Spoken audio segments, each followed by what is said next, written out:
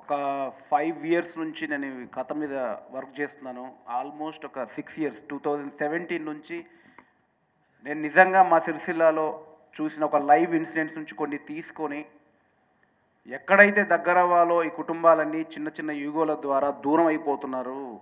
ఎందుకు ఇట్లా దూరం అయిపోతున్నారు? యాక్చువల్‌గా దగ్గరవ్వాలి కదా! ఎందుకు దూరం అవుతున్నారని నాకు ఒక బాగా ఆవేదన ఉండే. చిన్న చిన్న విషయాలకి చిన్న చిన్న ఈగోస్‌కి దాన్ని పెద్దది చేసుకొని దూరం అయిపోతున్నాం. అవి చాలా చిన్న చిన్న ఈగోలు. చాలా చిన్న చిన్న ఈగోస్‌తో సంవత్సరాలు దూరం ఉంటున్నారు. ఒక్కసారి వెనక్కి తీసుకొని చూసుకొని ఆ చిన్న ఈగోను ఒక్క సారీ చెప్తే కలిసుంటాం. అది నేను చెప్పదలుచుకున్నాను.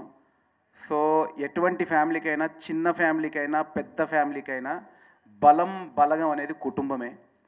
కుటుంబం కలిసుంటే ఎంత పెద్ద సమస్యనైనా ఎదుర్కోవచ్చు. కుటుంబమే బలగం అని నేను చెప్పాలనుకున్నాను. లాస్ట్ అండ్ ఫైనల్ ఇలాంటి రూటెడ్ కథని అంటే ఇప్పుడున్న కమర్షియల్ ఫార్మాట్లో, కమర్షియల్ ఫార్మాట్లో ఉన్న ఈ టైంలో ఇంత రూటెడ్ డెప్త్ రా కల్ట్గా ఉన్న సినిమా అంటే ట్రూ ఎలా ఉందో అలాగే తీయడానికి ప్రయత్నం చేశాం. ఇంత రూటెడ్ని ఇది కూడా జనాలకు ఎక్కుద్ది, సినిమాలో ఎమోషన్ ఉంది, దీన్ని మనం ముందు తీసుకోవచ్చు అని నన్ను నమ్మి నాకు అవకాశం ఇచ్చిన దిల్ రాజు గారికి నేను జీవితాంతం రుణపడి ఉంటాను. మా producers Dil Raju productions producer Hanshitha Reddy గారు అండ్ హర్షిత్ రెడ్డి గారు, థ్యాంక్ యూ సో మచ్.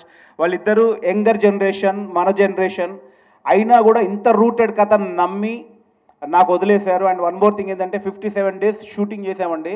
57 డేస్లో ఒక్కసారి కూడా వచ్చి ఇదేంటి అదేంటి నన్ను అడగకుండా, ఒకవేళ సెట్కి వెళ్తే డైరెక్టర్ ఎక్కడ డిస్టర్బ్ అయిపోతాడని ప్రెషర్లో ఉంటాడని నన్ను ఏ రోజు సెట్కు రాకుండా అంత ఫుల్ ఫ్రీడమ్గా నాకు వదిలేశారు సెట్ మొత్తం.